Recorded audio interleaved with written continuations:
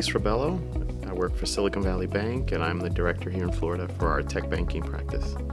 So Silicon Valley Bank has been expanding throughout the U.S., and Miami was a place that we never had a physical presence, yet Miami has always been known for being a gateway city, right? A gateway to Latin America, to Europe, and many other countries in the world.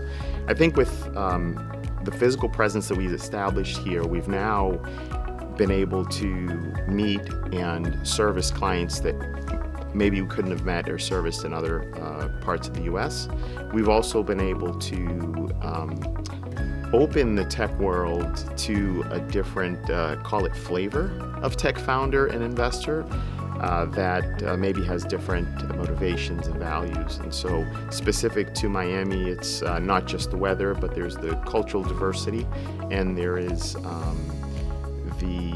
the ability to support founders that historically maybe have had to move away, but now can move back and continue to build or establish their businesses here. So Miami for Silicon Valley Bank has been our expansion into kind of the four corners of the U.S. and our ability to work with a new segment or a new region in the country.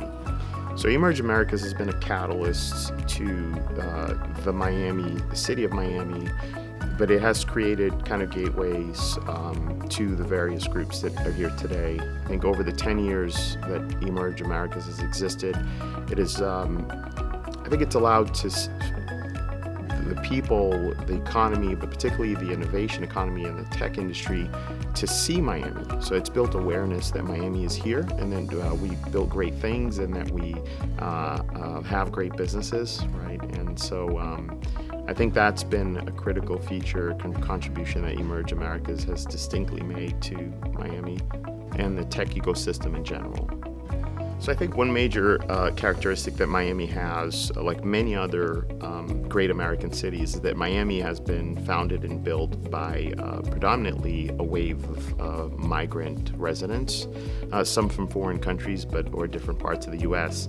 And I think that growth makes Miami a special city because majority of the residents here are foreign-born, and many of those foreign-born residents have chosen to pursue their happiness by way of entrepreneurship. And that's a distinct feature of Miami, I think, that differentiates itself.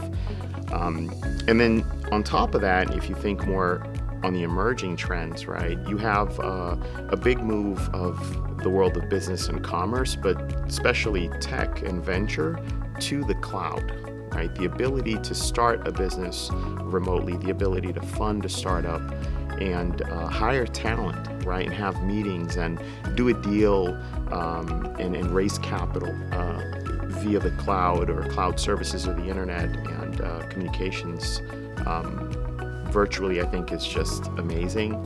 And then when you add to that, I think Miami is at the intersection of the Latin American community wanting to build in the U.S., but maybe not wanting to be in New York or San Francisco.